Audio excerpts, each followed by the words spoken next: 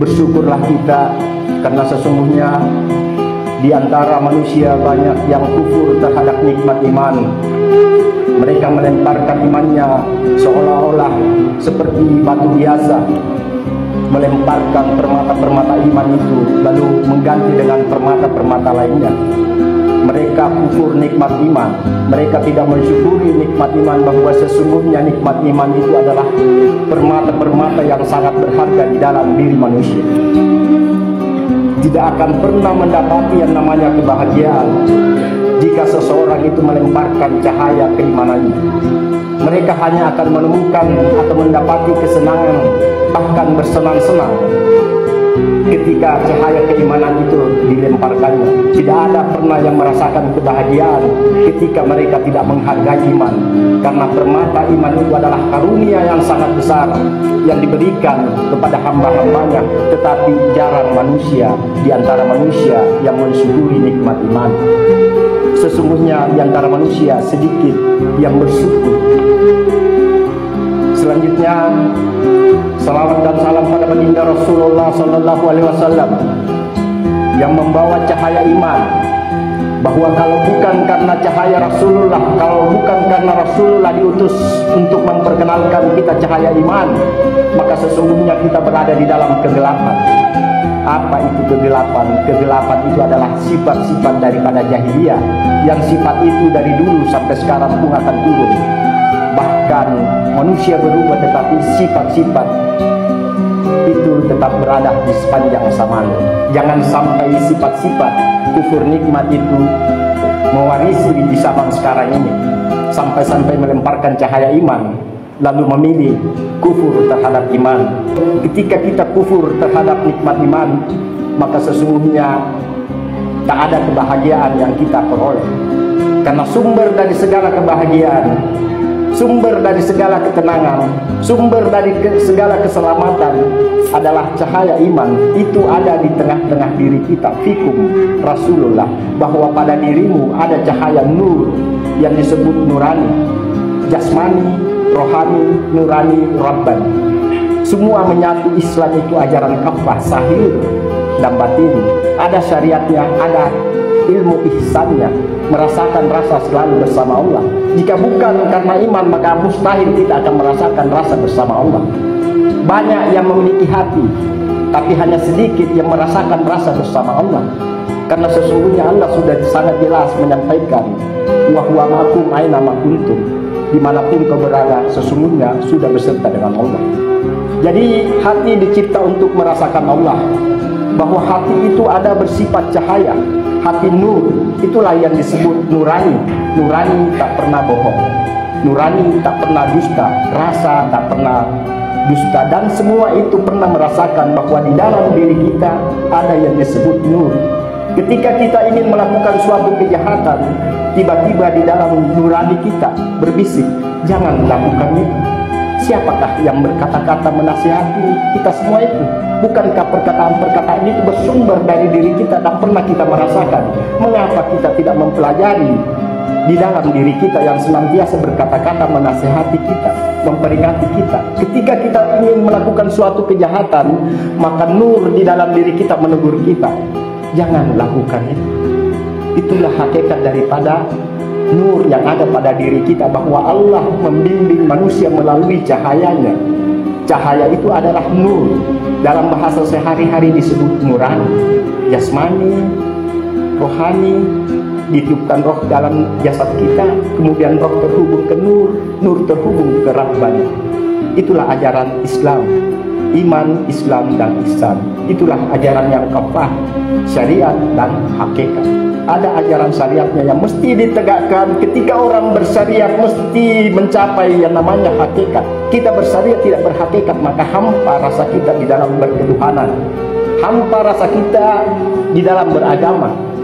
Seperti tak ada kenikmatan di dalam beragama, karena tidak ada rasa keimanan, rasa kecintaan, rasa mahabbah terhadap Tuhan. Jika berhakikat, bermarifat, tidak bersyariat, maka dia akan sindik, fasik terhadap sunnah-sunnah ajaran Rasul. Maka itulah masuklah ke dalam ajaran Islam secara kafah, sahir bersyariat, batin merasakan rasa selalu bersama dengan Allah. Alhamdulillahirrabbilalamin. Alhamdulillahirrabbilalamin. Segala puji bagi Allah, bahwa puji-pujian hanya untuk Allah. Jangan sampai manusia-manusia merebut yang bukan haknya, ingin dipuji sebagai orang yang hebat, padahal hak pujian itu mereka ucapkan bahwa sesungguhnya segala puji bagimu ya Allah. Mengapa mesti merebut daripada hak Allah, padahal hak pujian itu adalah milik Allah. Sesungguhnya jika kamu bersyukur, niscaya aku akan menambah nikmat. Tetapi jika kamu mengingkari nikmat, maka pasti azabku sangat berat. Maka inilah sebenar-benar daripada rahasia untuk menarik nikmat-nikmat Tuhan, bahwa alhamdulillah segala puji bagi Allah itu adalah sumber daripada menarik kebahagiaan, itu adalah sumber daripada menarik ketenangan, itu adalah sumber daripada menarik nikmat-nikmat Tuhan, baik nikmat secara zahir berupa jasad kesehatan ini, maupun nikmat secara batin berupa iman ini.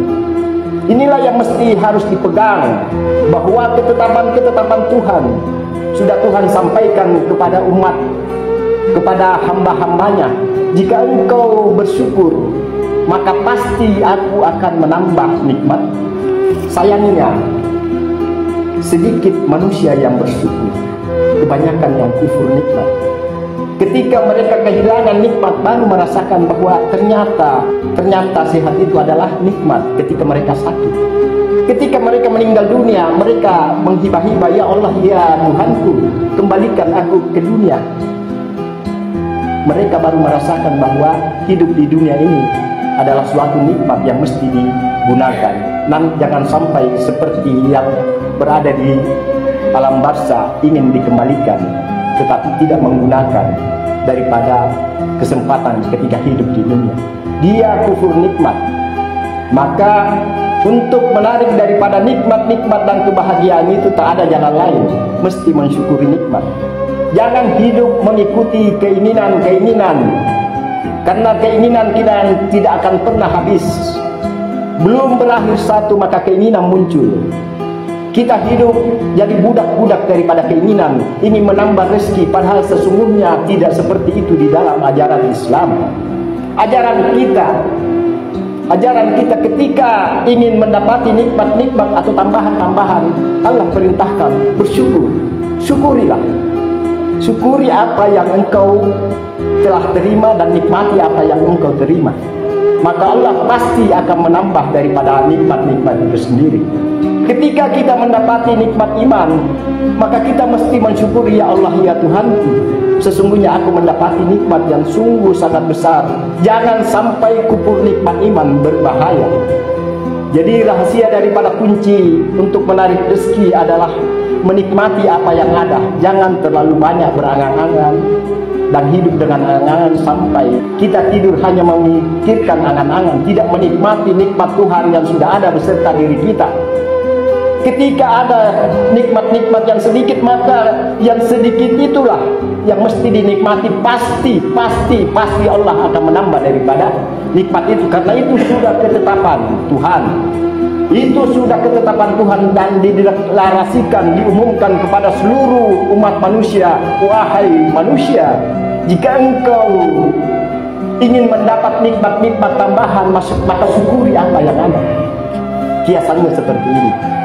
Ketika kita memberi seseorang sesuatu, lantas dia tidak pandai bersyukur, apakah akan diberi seseorang itu?